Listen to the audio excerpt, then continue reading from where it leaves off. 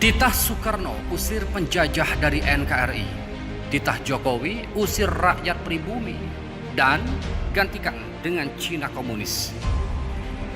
Kerusuhan Malari versus Morowali, Rocky Gerung.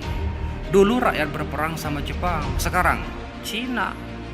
Melansir demokrasi.id, pengamat politik Rocky Gerung menyoroti kerusuhan yang terjadi di PT Ganbastar Nikel Industri atau GNI di Morowali Utara, Palu, Sulawesi Tengah atau Sulteng Minggu malam.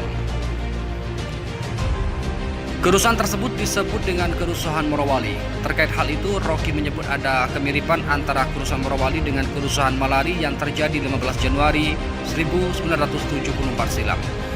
Sama-sama terjadi di tanggal dan bulan yang sama, keduanya juga disebabkan oleh negara asing terkait investasi asing di Indonesia. Sekarang hal yang sama terjadi, dulu itu rakyat mahasiswa, buruh versus Jepang. Sekarang rakyat mahasiswa, buruh versus Cina, ujar Rocky dikutip dari kanal YouTube Rocky Gerung Official.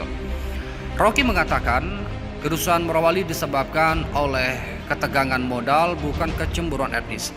Jadi sebetulnya bangsa ini toleran, hanya bila terjadi ketidakadilan yang menyangkut perut maka ada ketegangan. Rocky lantas membuktikan ungkapannya itu dengan memberi contoh kasus. Jika memang kerusuhan itu disebabkan oleh etnis, seharusnya sejak lama sudah ada kerusuhan di kehidupan sehari-hari masyarakat Indonesia karena dominasi etnis Cina.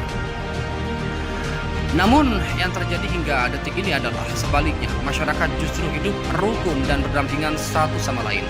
Maka menurut Rocky, pemicu kerusakan bisa jadi karena tenaga kerja asing atau TKI yang datang ke Indonesia telah menggeser wilayah kekuasaan masyarakat lokal.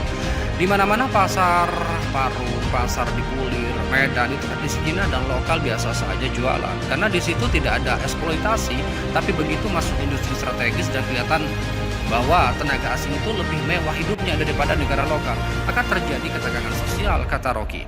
Sehingga Rocky menyebutkan sebagai fenomena favoritisme negara oleh pemerintah terhadap para pemodal Cina.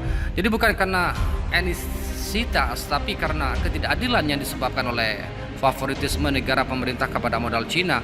Apalagi pada sebuah kesempatan Jokowi pernah menyebut bahwa tenaga kerja Indonesia umumnya kurang terampil dan mengelola bahan industri menggunakan teknologi canggih.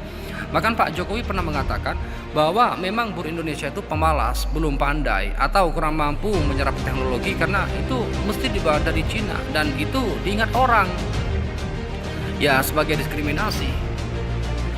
Beber Rocky.